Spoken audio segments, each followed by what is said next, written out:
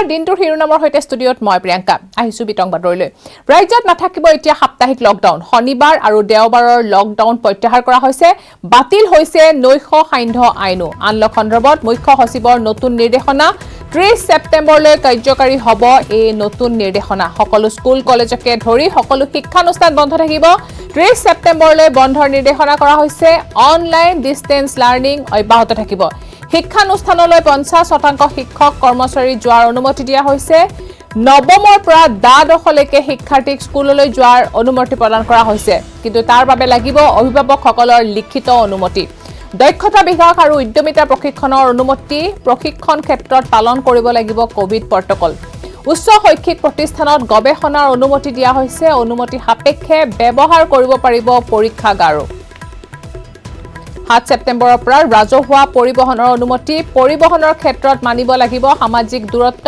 Covid protocol সামাজিক শৈক্ষিক ক্ৰিয়া মনোৰঞ্জনৰ ক্ষেত্ৰত শিথিলতা 100 জন লোকৰ উপস্থিতিৰে অনুষ্ঠান কৰিব পাৰিব সাংস্কৃতিক ধৰ্মীয় ৰাজনৈতিক অনুষ্ঠানলৈও এই শিথিলতা বিবাহ অনুষ্ঠানত এতিয়া গোট খাব পাৰিব 50 জন লোক 20 সেপ্টেম্বৰৰ পিছত উভয় ক্ষেত্ৰতে 100 জনৰ অনুমতি দিয়া হ'ব সিনেমা হল সুইমিং পুল উদ্যান থিয়েটাৰ আজি বন্ধ থাকিব কন্টেইনমেন্ট জোনত 30 সেপ্টেম্বৰলৈ লকডাউন অব্যাহত থাকিব 20 সেপ্টেম্বৰৰ পিছত উভয় ক্ষেত্ৰতে 100 জনৰ অনুমতি সিনেমা হল সুইমিং পুল আদি বন্ধ থাকিব কন্টেইনমেন্ট জোনত 30 সেপ্টেম্বৰলৈ লকডাউন অব্যাহত থাকিব আন্তঃজিলা আন্তঃৰাজ্যিক পৰিবহনত নাই কোনো ধৰণৰ বাধা কিন্তু 65 বছৰ ঊৰ্ধ্বৰ 10 বছৰ তলৰ শিশুক ঘৰৰ ভিতৰতে থকাৰ আহ্বান গৰ্ভৱতী মহিলাকো ঘৰতে থকাৰ আহ্বান ৰাজ্যৰ মুখ্য সচিবৰ টুইট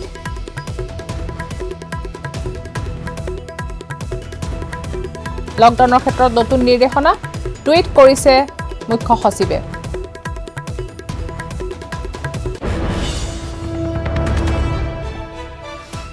মহানগৰীৰ চানমাৰীৰ আশীৰ্বাদ এপাৰ্টমেণ্টত গুলিয়াগুলিৰ ঘটনা সংঘটিত হৈছে বাৰ্থডে পাৰ্টিত গুলিৰ ঘটনা সংঘটিত হৈছে গুলিত আঘাতপ্ৰাপ্ত হয় মিন্টু হাজৰিকা নামৰ এজন লোক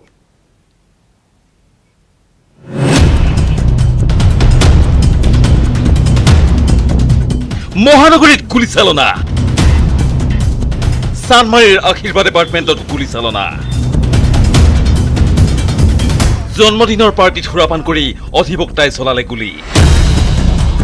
গুলিবিদ্ধ হৈ জেএনআৰচিত ভৰ্তি মিন্টু হাজৰিকা নামৰ এজন যুৱক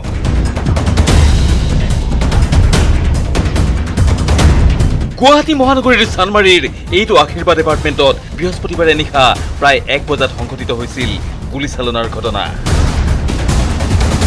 অট্টালিকাটোৰ প্ৰথম মহলাৰ এই ৰুমটোতেই চলিছিল দুটাকৈ গুলি গণ্ডগোল মই খালি আৱাজটোৱে শুনিছিলোঁ আৰু ভিতৰত একো গম নাপাওঁ মই কেইটামান বজাৰ ঘটনা এটা মান হ'ব অধিবক্তা দামোদৰ ডেকাই জন্মদিনৰ পাৰ্টিলৈ মাতিছিল বন্ধুবৰ্গ দামোদৰ ডেকাৰ নিজ বাসগৃহত অনুষ্ঠিত পাৰ্টিলৈ লীলা মাধৱ শইকীয়া নামৰ এজন ব্যৱসায়ীয়ে লৈ আহিছিল পিস্তলটো কিবা এক কথাত বাক বিতণ্ডা লাগি লীলা মাধৱ শইকীয়াৰ অনুজ্ঞাপত্ৰ থকা পিস্তলটোৰে গুলিয়াইছিল বন্ধু কিৰণ বনিয়াই দুটাকৈ গুলিত গুলিবিদ্ধ হৈ ঢলি পৰা মিন্টু হাজৰিকাক লগে লগে লৈ যোৱা হ'ল জিএনআৰচি হাস্পতাললৈ মিন্টু হাজৰিকাৰ স্বাস্থ্য অৱস্থা বৰ্তমান সুস্থিৰ বুলি জনাইছে চিকিৎসকে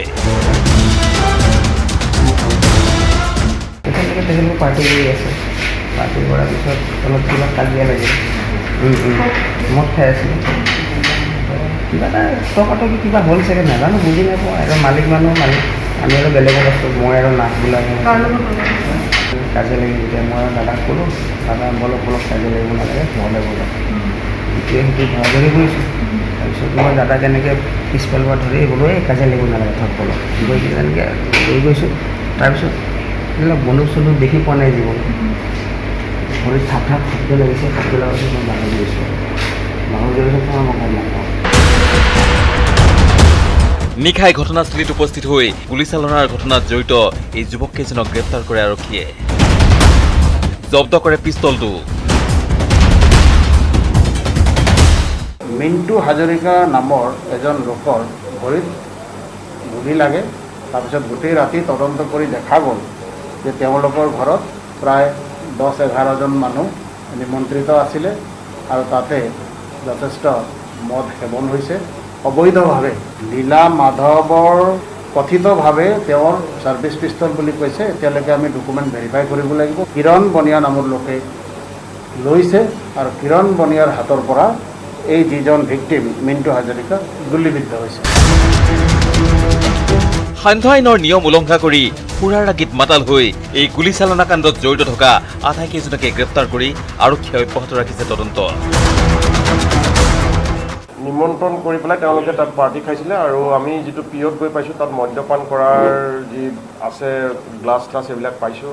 আৰু তাৰে এজন তেওঁৰ বন্ধু নয়নজ্যোতি কলিতা বুলি দামোদৰ ডেকাৰ বন্ধু 12টা চাৰে 12টামান বজাত তেওঁলোকৰ মাজত কথা কটাকটি হৈ পেলাই পৰিস্থিতিটো উত্তপ্ত হৈ পৰে।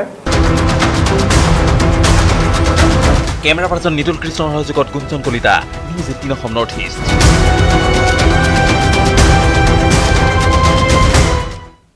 ৰাজ্যিক বিজেপিৰ নতুন কাৰ্যনিৰ্বাহক কমিটিৰ প্ৰথমখন বৈঠকৰ সামৰণি শ্ৰীমন্ত শংকৰদেৱৰ কলাক্ষেত্ৰত অনুষ্ঠিত হয়। এই বৈঠকখন দিল্লীৰ পৰাই অনলাইন যোগে ভাগ লয় কেন্দ্ৰীয় মন্ত্ৰী স্মৃতি ইৰাণীয়ে। কলাক্ষেত্ৰত বিজেপিৰ নিৰ্বাচনী ৰণসিঙা সৌগান সিং স্মৃতি ইৰাণী ৰাম মাধৱৰ মন্ত্ৰণালয় সাজু ৰাজ্যিক বিজেপি হাতত ললে 100দিনীয়া নিৰ্বাচনী কৰ্মসূচী। সন্মুখত দুটাকৈ নিৰ্বাচন, বিটিচি নিৰ্বাচন আৰু 2021ৰ নিৰ্বাচনী যুঁজৰ বাবে কঁকালত টঙালি বান্ধিছে গেৰুৱা দল বিজেপিয়ে।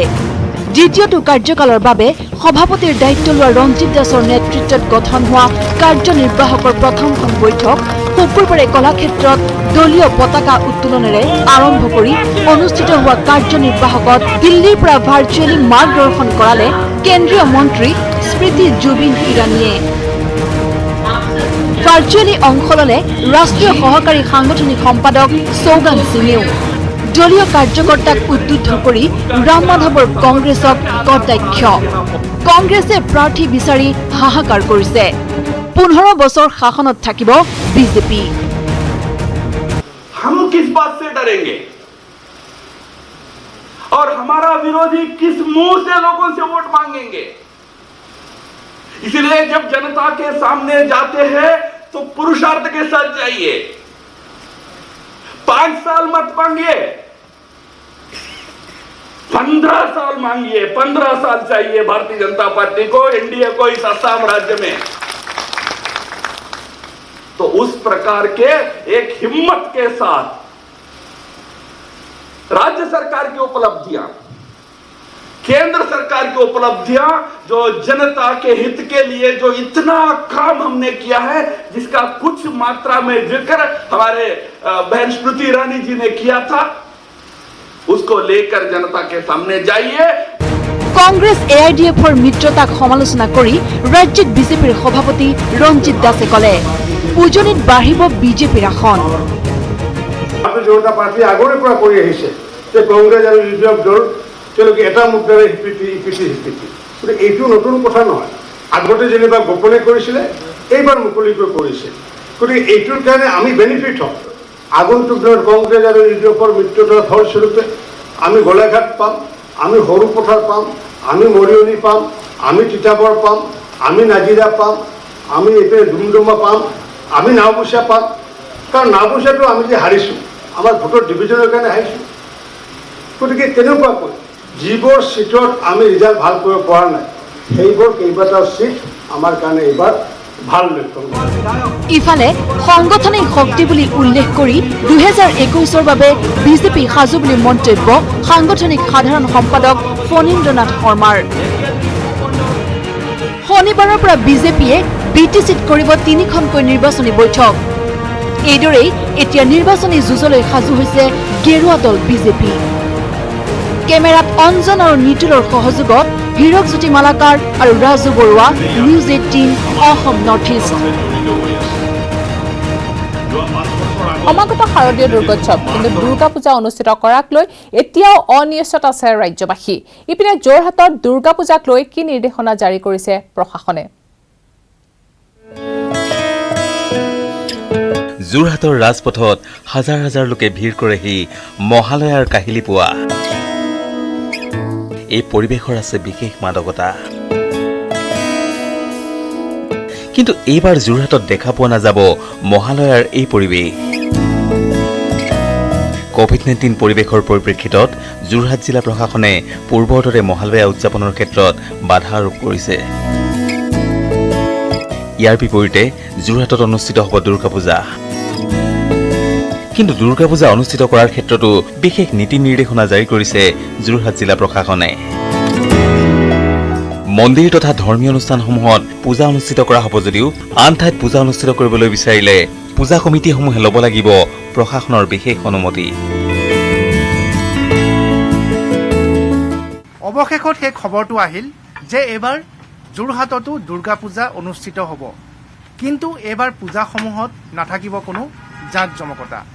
সকলো মূৰ্তিৰে ডিজাইন একে হ'ব আৰু মূৰ্তিসমূহৰ সৰ্বোচ্চ উচ্চতা হ'ব মাত্ৰ 5 ফুট। শুকুৰবাৰে যোৰহাট জিলা প্ৰশাসনে দুৰ্গা পূজাৰ সমন্বয়ৰক্ষী সমিতিৰ সৈতে বৈঠক অনুষ্ঠিত কৰি নিৰ্ধাৰণ কৰে এই নীতি নিৰ্দেশনাসমূহ। এইবাৰ পূজাৰ প্ৰতিমাসমূহৰ আকাৰ 5 ফুটৰ ভিতৰত সীমাবদ্ধ হ'ব। সকলো প্ৰতিমা একে আৰ্হিতে নিৰ্মাণ কৰা হ'ব। আনহাতে দেৱীৰ বিসৰ্জনৰ সময়ত এখন সৰু 4চকীয়া গাড়ীত চালকসহ মাত্ৰ 5জন লোকেহে প্ৰতিমা বিসৰ্জনস্থলীলৈ যাব পাৰিব। মণ্ডপসমূহত নাথাকিব কোনো বিশেষ জাক জমকতা। ৰাস্তা কাষত যি মণ্ডপ জেনেৰেলি পাতে সেইটো এবাৰটো নহ'ব আৰু প্ৰচেশ্যনছটো নহ'ব। যোনটো গাড়ীত মূৰ্তি যায় এই গাড়ীয়ে থাকিব আৰু লগত আৰু 2 4-wheelers will not be allowed and only procession ক্ষেত্ৰত driver plus 4 persons will be allowed. স্বাভাৱিকতে এইবাৰ হ্ৰাস পাব যোৰহাটৰ দুৰ্গা পূজাৰ সংখ্যা। সজাগতা মানি চলি আৰু দেশৰ আজিৰ পৰিস্থিতিয়ে সেই সময়লৈও কি ৰূপ লয় আমি আজিৰ তাৰিখত ক'ব নোৱাৰোঁ। তথাপিতো আমি আজিৰ সভাৰ জৰিয়তে সকলোৱে মূৰ্তি পূজাৰ পোষকতা কৰি সামাজিক দূৰত্ব মানি পূজাভাগ অনুষ্ঠিত কৰাৰ আগৰ ধৰণৰ যিটো আমাৰ এটা জাক জমকতাৰ পূজা সেই পূজা সকলোৱেই পৰিহাৰ কৰাৰ এটা নীতি লৈছে। ইফালে অচিৰেই কোচবিহাৰৰ পৰা যোৰহাট আহি পাব পূজাৰ খনিকৰসকল। কাৰিকৰ আনিব লাগিব লোকেল কাৰিকৰটো বনাব নোৱাৰিব, সৰু সুৰা কাম কৰিব পাৰে। কেতিয়াবা বনোৱা আৰম্ভ কৰিব? এতিয়া মানুহ আজি ফোন কৰাৰ পিছত আহিবলৈ এসপ্তাহ লাগিব ধৰক। কেমেৰা পাৰ্চন পূৰ্ণ বিকাশৰ সহযোগত যোৰহাটৰ পৰা Gautam Bora, news 18 Assam north east. জাত পাত সম্প্ৰদায় ধৰ্মৰ ঊৰ্ধত হৈছে মানৱতা। তাৰে এক উদাহৰণ দেখা গ'ল শিৱসাগৰৰ নাজিৰাত। 20 বছৰে আনৰ ঘৰত জীৱন অতিবাহিত কৰি অৱশেষত আপোন ঘৰলৈ যাবলৈ ওলাল দুখী ভগত।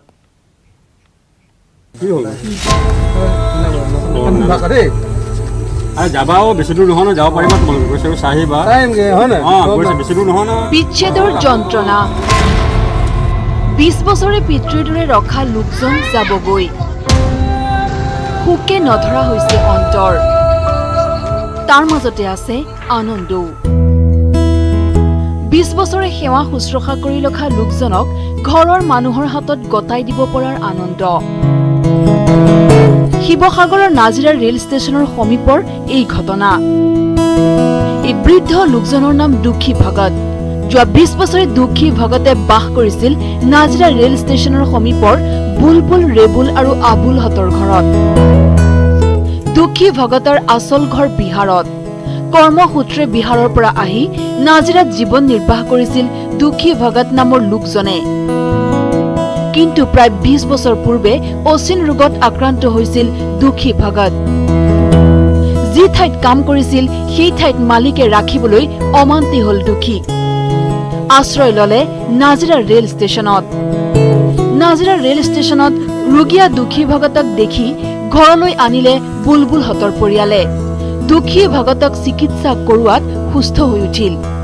চিকিৎসা কৰি চকুৰে নেদেখা দুখী ভগতক চিকিৎসা কৰাই ঘূৰাই আনিলে দৃষ্টিশক্তি।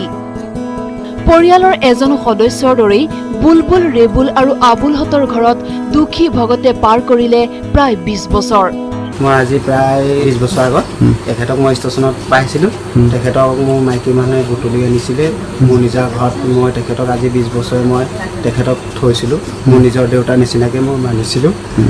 আৰু তেখেতৰে আজি মানে যাব ওলাইছে নিজৰ ভতিজাকেইটি আহিছে তেখেতক ভতিজাকেইটি নিবলৈ কৈছে মই তেখেতৰ ভতিজাকেইটাৰ লগত মই মানে চমজাই দিছোঁ আৰু তেখেত যাবগৈ আজি 20 বছৰ আগত তেখেতে নেদেখা হৈছিলে মই দুটা চকু তেখেতক মই শিৱসাগৰ জয়সাগৰ মেডিকেলত ভৰ্তি কৰি চিপু দুটাও মই দেখুৱাই ভাল কৰি নিছিলোঁ আৰু তেখেত বেমাৰী অৱস্থাত তেখেত পৰি আছিলে তেখেতক মোৰ ঘৰলৈ আনি মই ভাল কৰিলোঁ আজি তেখেত যাব ওলাইছে গতিকে মই তেখেতৰ ভতিজাকেইটাৰ লগত চমজাই দিছোঁ আমাৰ এতিয়া তেওঁ ঘৰলৈ যাব লৈছে আমাৰ আনটো একো বেয়া লগা নাই ইমান বছৰে থাকিলে সেইটোৱে আমাৰ মনত বেয়া লাগিছে কিন্তু ঘৰৰ মানুহ পাইছে তেওঁ যাব লৈছে আমাৰ বহুত সুখী বৃহস্পতিবাৰে হঠাৎ বিহাৰৰ পৰা ওলালহি দুখী ভগতৰ নাতিয়েক বুলবুলহঁতৰ পৰিয়ালক জনালে ককাকক ঘৰলৈ লৈ যোৱাৰ হেঁপাহৰ কথা পৰিয়ালটোৱেও বাধা নিদিলে বুলবুলহঁতৰ ঘৰতে 2 দশক পাৰ কৰা দুখী ভগত ঘৰলৈ যোৱাৰ প্ৰাক মুহূৰ্তত ম্ৰিয়মান হ'ল যাবগে বেয়া লাগিলে কি কৰিম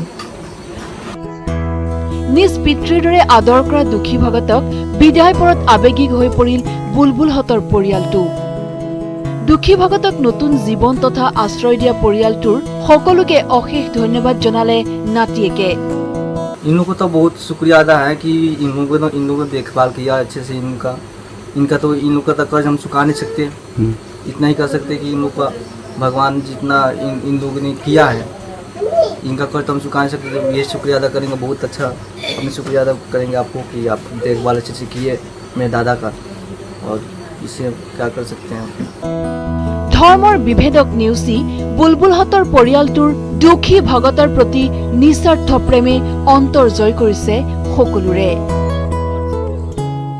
নাজিৰাৰ পৰা নবুল Konwar news 18 Assam north east দিনটোৰ শিৰোনামৰ পৰৱৰ্তী অংশলৈ যোৱাৰ আগতে এতিয়া লৈছে এটা সৰু বিৰতি সূৰ্যা চিমেণ্ট ব্যৱহাৰ কৰিলে ঘৰ 50% অধিক মজবুত হয় আপোনাৰ ঘৰ অটুট হলে হ'ব অটুট অসম সূৰ্যা চিমেণ্ট অটুট ঘৰ অটুট অসম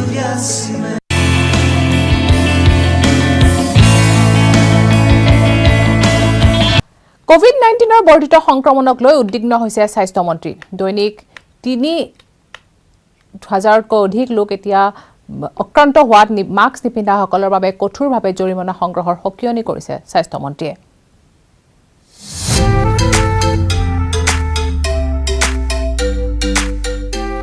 যেন পিন্ধিলে জগৰ লাগিব নিপিন্ধাৰ কত বাহানা আয় ঐ দেহি পাহৰিলে মাস্ক পিন্ধা নাই পিন্ধি লৈ পাহৰি গৈছিল মানে ৰাখিলে হ'ব তাতে তামোল খাই যাম যে মানে খুলিয়া পাহৰি মাছটো আনিব পাহৰিলোঁ গম পাইছোঁ মই কিন্তু চৰি মই হেৰি কৰিলোঁ অলপ পাহৰি গ'লোঁ লাজ চোৱা মাস্ক নাই বাবে ছাতিৰ তলত লুকুৱাইছে মোক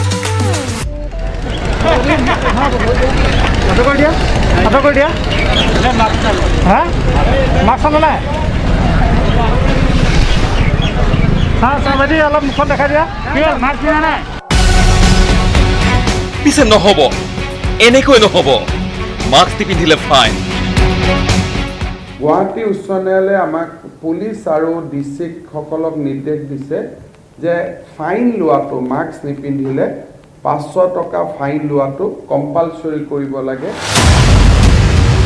কঠোৰ হ'ব প্ৰশাসন ঘোষণা মন্ত্ৰী হিমন্তৰ গুৱাহাটী উচ্চ ন্যায়ালয়ৰ নিৰ্দেশ অনুসৰি অহাকালি আমাৰ পুলিচ আৰু আন ডিপাৰ্টমেণ্টৰ লগত মিটিং হ'ব and we are going to implement division bench judgment very strictly প্ৰথমবাৰ নিপিন্ধিলে 500 টকাৰ ফাইন দ্বিতীয়বাৰ নিপিন্ধিলে 1000 টকাৰ ফাইন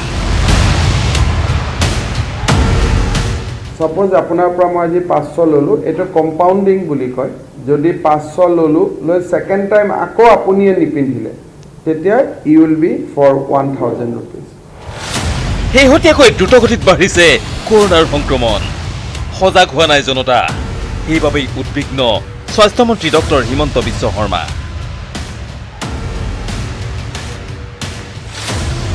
3000 কৰি যদি নতুন কেছ আহে অনলি সেপ্টেম্বৰ মাহতে 3 আৰু 30 পূৰণ কৰিলে 90 হৈ যায় and that will be a disaster already doctor নাৰ্ছসকল এটা ফেটিক হৈ আছে তাৰ মাজত এটা মাহত 1 লাখ পেচেণ্ট আহিলে এইটো খুব কষ্টকৰ হ'ব সো উই হেভ টু এনচিয়ৰ যে যাতে 3 এভাৰেজটো নহয়গৈ কাৰণ 3 এভাৰেজটো হ'লে আমাৰ খুব কষ্ট হ'ব মিছামাৰীৰ পৰা হৰেণ ভূমিজৰ সহযোগত bureau report news 18 Assam north east এক গুৰুত্বপূৰ্ণ খবৰ গুৱাহাটীত সোমবাৰৰ পৰা পেট্ৰল পাম্প বন্ধৰ অনিৰ্দিষ্ট ঘোষণা কৰা হৈছে অনিৰ্দিষ্ট কাললৈ বন্ধ থাকিব গুৱাহাটীৰ পেট্ৰল পাম্প সোমবাৰে পুৱা 5 বজাৰ পৰা পেট্ৰল পাম্প বন্ধ থাকিব পেট্ৰল পাম্প বন্ধৰ ঘোষণা কৰিছে north east India petroleum dealers এছ'চিয়েশ্যনে গ্ৰেটাৰ গুৱাহাটী শাখাৰ ডিলাৰ্ছ এছ'চিয়েশ্যনে ঘোষণা কৰিছে তেল কোম্পানীৰ বিৰুদ্ধে নিৰ্যাতনৰ অভিযোগ ডিলাৰসমূহৰ ডিলাৰৰ অভিযোগৰ পিছতে পেট্ৰল পাম্প বন্ধৰ ঘোষণা কৰা হৈছে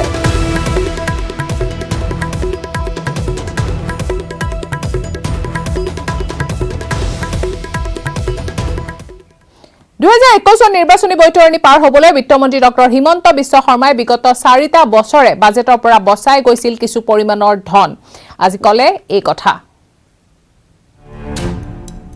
নিৰ্বাচনৰ সময়ৰ বাবে ভাল আঁচনিৰ পৰিকল্পনা আছিল প্ৰতি বছৰে কিছু টকা বচাই গৈছিল মই সামহাও অসমত 2 বছৰ আগৰ পৰা কিছু এডভান্স প্লেনিং কৰা হৈ আছিল বুলি এণ্ড সঁচা কথা ক'ব গ'লে ইলেকশ্যন ইয়াৰ বুলি মই অলপ টকা ছেভিংছ কৰি আছিলোঁ আগৰ পৰা যে ইলেকশ্যনৰ বছৰটোত কৰিম ইলেকশ্যনতো কৰিব নোৱাৰিলোঁ কোভিডৰ কামত আহি গ'ল কথাটো হ'ল সেইটো এয়া অকপট স্বীকাৰোক্তি বিত্তমন্ত্ৰীয়ে ক'লে নিৰ্বাচন আহিছে যেতিয়া ভাল আঁচনি ল'বই লাগিব এই কথা কৈ মন্ত্ৰীয়ে মুকলি কৰিলে 3খনকৈ আঁচনি প্ৰথমখন আঁচনি হিচাপে মন্ত্ৰী শৰ্মাই ঘোষণা কৰিলে 2018ত আৰম্ভ কৰা শ্ৰম আঁচনিক নতুন নামেৰে নাম দিলে নৱকল্পিতা স্বয়ম স্বামী বিবেকানন্দ যুৱ সবলীকৰণ যোজনা 2 লাখ হিতাধিকাৰীক প্ৰথম কিস্তি হিচাপে 50,000 টকা মুকলি কৰি দিব ৰাজ্য চৰকাৰে এই স্বয়ম আঁচনিত আমি 1000 কোটি টকা অহা 3 মাহত আমি খৰচ কৰিব খুজিছো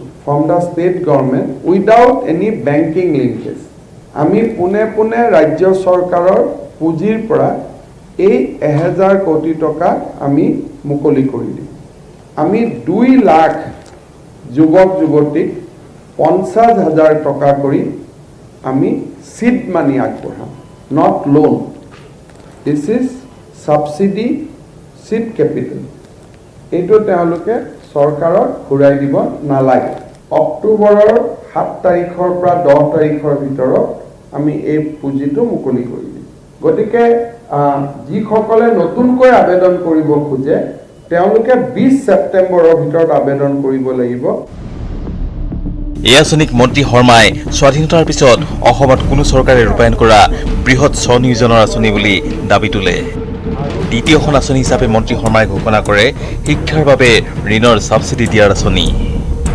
বিত্তমন্ত্ৰীয়ে ক'লে 7ৰ পৰা 10 ছেপ্টেম্বৰৰ ভিতৰত টকা পাব হিতাধিকাৰীয়ে আজিৰ পৰা আমি যিসকলে যোৱা 2-3টা বছৰ লোন ললে বা আগত এপ্লিকেশ্যন কৰিব পৰা নাছিল www.assamfinance.loans.in ইয়াতে যদি আবেদন কৰে তেতিয়ালে আবেদন নকৰা সকলো 50,000 টকা পাব এতিয়া যদি আবেদন কৰে তৃতীয়খন আঁচনি ঘোষণা কৰি বিত্তমন্ত্ৰী ডক্টৰ শৰ্মাই ক'লে চাহ বাগিচাৰ শ্ৰমিকৰ একাউণ্টত 15 নৱেম্বৰৰ ভিতৰত 3,000 টকা জমা দিব চৰকাৰে 2017-18 আমি 6,33,411 চাহ শ্ৰমিকৰ একাউণ্ট খুলিছিলোঁ আমি তাত 2,500 টকাকৈ জমা দিছিলোঁ যাতে একাউণ্টখিনি জীয়াই থাকে এই বছৰ আমি 3,000 টকা এই বেংক একাউণ্টখিনিত দিবৰ কাৰণে আমি সিদ্ধান্ত লৈছোঁ 7,15,000 ব্যক্তিয়েতো পাবই অলমোষ্ট 8 লাখ যদি 8 লাখ হৈ যায় অসমৰ প্ৰতিগৰাকী চাহ শ্ৰমিকৰ এটা বেংক একাউণ্ট হৈ যাব উইল হেভ 100% বেংকিং কভাৰেজ জনতা ভৱনত এই আঁচনি 3খন মুকলি কৰি হিমন্ত বিশ্ব শৰ্মাই সদৰি কৰিলে অহা সপ্তাহত আৰু কেইখনমান আঁচনি মুকলি কৰিব তেওঁ 15 ছেপ্টেম্বৰ পৰ্যন্ত নতুন আঁচনি মুকলি কৰি থাকিব বুলি তেওঁ সদৰি কৰে অহা সপ্তাহত definitely will meet again with some 2 or 3 new scheme so 15 ছেপ্টেম্বৰলৈকে দিস উইল কন্টিনিউ আমি একোটা স্কিম 2টা স্কিম 3টা স্কিম এইটো চলি থাকিব। এয়া কি নিৰ্বাচন কেন্দ্ৰিক আঁচনিৰ জোৱাৰ? সাংবাদিকৰ প্ৰশ্নৰ উত্তৰত মন্ত্ৰী শৰ্মাই এই কথা প্ৰকাৰান্তৰে স্বীকাৰ কৰি ক'লে, নিৰ্বাচনৰ বতৰত আঁচনি মুকলি হ'বই, ৰাইজে ভোট দিলে ভাল পাম। পলিটিচিয়ানে ভাল কাম কৰিলে মানুহে ভোট দিয়ে, ইলেকশ্যনৰ লগত লিংক কৰে। বাট ইলেকশ্যনৰ চিন্তা কৰি আমি কামবোৰ কৰি নাথাকোঁ। আমি ভাবোঁ যে আমাৰ দিনত আমি ৰাইজৰ কাৰণে কি এৰি থৈ যাব পাৰিলোঁ বা কি কৰিলোঁ, ডেট অসমৰ দৰে সৰু ৰাজ্যই ইমান ডাঙৰ ডাঙৰ স্কিম ইমপ্লিমেণ্ট কৰিব পাৰে। তাক যদি মানুহে ভাল পায় ভোট দিয়ে, ভাল কথা, ভোট নিদিলেও ভাল কথা। চ' সেইটোতো it is we want to live that resurgent আছামৰ যিটো আমি কনচেপ্ট আনিছিলোঁ, we want to do that. নতুন নতুন আঁচনি চৰকাৰে মুকলি কৰিবই। এতিয়া ভোটাৰ ৰাইজৰ কথা, আঁচনি দেখি ৰাইজে ভোট দিয়ে বা নিদিয়ে। কেমেৰা পাৰ্চন সঞ্জয় বৰাৰ সৈতে Biju Kumar Deka, news 18 Assam north east. কেৱল মাত্ৰ এখন বৈঠক আৰু তাৰ পিছতে জনজাতিকৰণ হ'ব 6 জনগোষ্ঠীৰ। ষ্টক হোল্ডাৰেৰে বৈঠক অনুষ্ঠিত হ'লে জনজাতিকৰণ চূড়ান্ত হোৱাৰ ঘোষণা মন্ত্ৰী চন্দন ব্ৰহ্মৰ। নতুন স্বায়ত্তশাসিত পৰিষদৰ অনুমোদনৰ পিছত ৰাজ্যত পুনৰ উত্থাপন হৈছে 6 জনগোষ্ঠীৰ জনজাতিকৰণৰ প্ৰসংগ। কাৰণ কমতাপুৰ অটোনমাস কাউন্সিলটো এটা political council, this will remain as it is.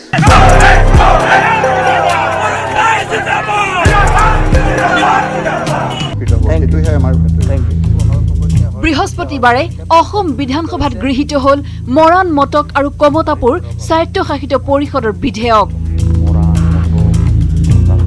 এই 3 স্বায়ত্তশাসিত পৰিষদৰ বিধেয়ক গৃহীত হোৱাৰ পিছত শুকুৰবাৰে মন্ত্ৰী চন্দন ব্ৰহ্মই ক'লে, আন এক উন্নয়ন পৰিষদৰ বিধেয়ক আগন্তুক বিধানসভাৰ অধিৱেশনত উত্থাপন কৰিব। সেয়া হ'ব বড়ো কছাৰী উন্নয়ন পৰিষদ। আগন্তুক যিটো আমাৰ উইণ্টাৰ ছেশ্যন আহি আছে, Bodo Kachari welfare autonomous council outside BTC আৰু outside Karbi Anglong NC hill, দুয়োখন পাহাৰীয়া আমাৰ 6 শিডিউল যিটো কাউন্সিল আছে, এইটোক বাদ দি পেলাই যিখিনি বড়ো অঞ্চল আছে, অধ্যুষিত অঞ্চল আছে, এই অঞ্চলক লৈ পেলাই Bodo Kachari welfare autonomous council গঠন কৰাৰ নেক্সট ছেশ্যনত সেইটো আহি আছে। এতিয়া প্ৰশ্ন হ'ল, 6 জনগোষ্ঠীৰ জনজাতিকৰণ কেতিয়া হ'ব? শুকুৰবাৰে এই সন্দৰ্ভত প্ৰশ্ন কৰাত মন্ত্ৰী ব্ৰহ্মই ক'লে, ষ্টক হোল্ডাৰৰ সৈতে এখন মাত্ৰ বৈঠক অনুষ্ঠিত হ'লেই সম্ভৱ হৈ উঠিব জনজাতিকৰণ। 6 জনগোষ্ঠীৰ জনজাতিকৰণৰ ক্ষেত্ৰত এবাৰ আমি সকলো stakeholder, group of minister committee headed by আমাৰ মাননীয় মন্ত্ৰী ডক্টৰ হিমন্ত বিশ্ব শৰ্মা ডাঙৰীয়াৰ নেতৃত্বত যিটো মুখ্যমন্ত্ৰী ডাঙৰীয়াই যিটো গঠন কৰি দিছে, এটা লাষ্ট কনচাল্টেশ্যনৰ কাৰণে প্ৰয়োজন আছে। কম সময়ৰ ভিতৰত এই মিটিংখন হ'ব। ইয়াত সম্পূৰ্ণ সুস্থভাৱে সিদ্ধান্ত লৈ পেলাই ইয়াৰ গ্ৰুপ অফ মিনিষ্টাৰ তথা অসম চৰকাৰৰ পৰা যিটো কোৱাণ্টাম অফ ৰিজাৰ্ভেশ্যন আমি ঠিক কৰি দিব লাগে, সেইটো দিল্লীলৈ প্ৰেৰণ কৰা হ'ব। আৰু বাকী বেলেগ কৰণীয় আৰু ইয়াত একো নাই। শুকুৰবাৰে মন্ত্ৰী ব্ৰহ্মক 2021 নিৰ্বাচনৰ আগতে 6 জনগোষ্ঠীৰ জনজাতিকৰণ সম্ভৱ হ'বনে বুলি প্ৰশ্ন কৰাত মন্ত্ৰীয়ে কি ক'লে শুনক। এইটো যেনেকুৱা দিশত গৈ আছে, নেক্সট আমি মিটিংখন কৰাৰ পিছত যেতিয়া প্ৰেৰণ কৰা হ'ব, বাকী কামটো আমাৰ দিল্লীৰ পাৰ্লিয়ামেণ্টৰ যিখিনি আমাৰ বিলখন আনিব লাগিব। ৰাজ্যসভাটো ইতিমধ্যে আছে, সেইটো সকলোৱে জানে, বাকী লোকসভা আহিব। উল্লেখযোগ্য যে জনতা ভৱনত শুকুৰবাৰে আয়োজন কৰা এক বৈঠকত ভৈয়াম জনজাতি আৰু অন্যান্য পিছপৰা শ্ৰেণী বিভাগে বিগত 2টা বছৰত কৰা কামৰ খতিয়ান দাঙি ধৰে। কেমেৰাত সঞ্জয় বৰাৰ সহযোগত Biju Kumar Deka, news 18 Assam north east. নিৰ্বাচনৰ প্ৰাকখনত ৰাজ্যত 3খন নতুন স্বায়ত্তশাসিত পৰিষদত অনুমোদন জনালে চৰকাৰে। কোচ ৰাজবংশী স্বায়ত্তশাসিত পৰিষদ গঠন বিধেয়ক গৃহীত হোৱাৰ পিছতে কোচ ৰাজবংশীয়ে উদযাপন কৰিলে বিজয় উৎসৱ। ইপিনে কমতাপুৰ স্বায়ত্তশাসিত পৰিষদক লৈ কি প্ৰতিবেদন চাওঁ আহক।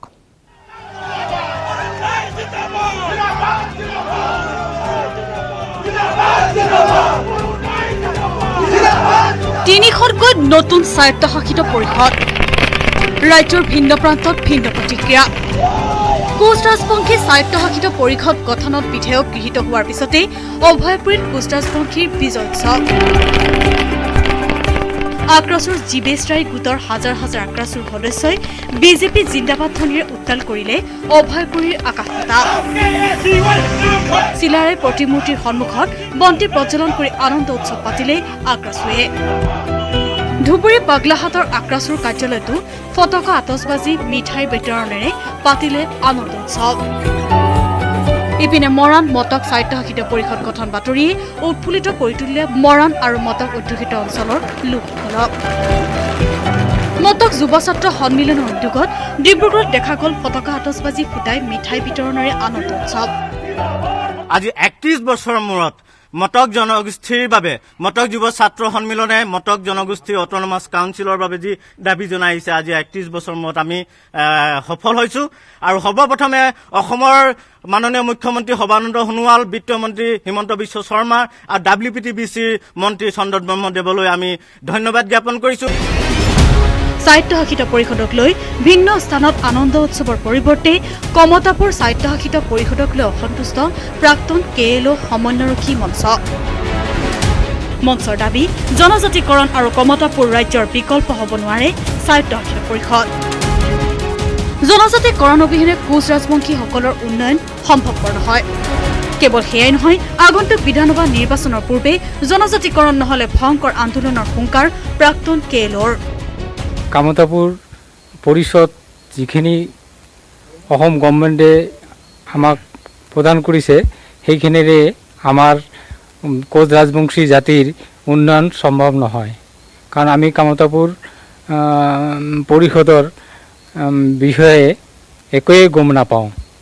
গতিকে চৰকাৰে আমাক এই বিষয়ে অৱগত কৰিব লাগে। কমতাপুৰ অট'নমাছ কাউন্সিলত যে কি দফা আছে সেইখিনি আজিলৈকে আমি কিন্তু প্ৰাক্তন KLO সমন্বয়ৰক্ষী মঞ্চ একো গম নাপাওঁ। গতিকে এই ক্ষেত্ৰত মাননীয় অসমৰ মুখ্যমন্ত্ৰী মহোদয় এখেতক আমি আমাৰ প্ৰাক্তন KLOৰ লগত অতি সোনকালে অতি কম সময়ৰ ভিতৰতে আমাৰ লগত ছেপাৰেটভাৱে বহি আলোচনা কৰিব লাগে। বিধানসভাত স্বায়ত্তশাসিত পৰিষদ গঠনৰ বিধেয়ক গৃহীত হোৱাৰ পিছতেই ৰাজ্যৰ ভিন্ন প্ৰান্তত সৃষ্টি হৈছে মিশ্ৰিত প্ৰতিক্ৰিয়া। Report news 18 Assam north east. চাই থাকক দিনটোৰ শিৰোনাম, ঘূৰি আহিম এটা সৰু বিৰতিৰ পিছত। চুৰিয়া চিমেণ্ট ব্যৱহাৰ কৰিলে ঘৰ 50% অধিক মজবুত হয়। আপোনাৰ ঘৰ অটুট হ'লে হ'ব অটুট অসম। চুৰিয়া চিমেণ্ট, অটুট ঘৰ, অটুট অসম।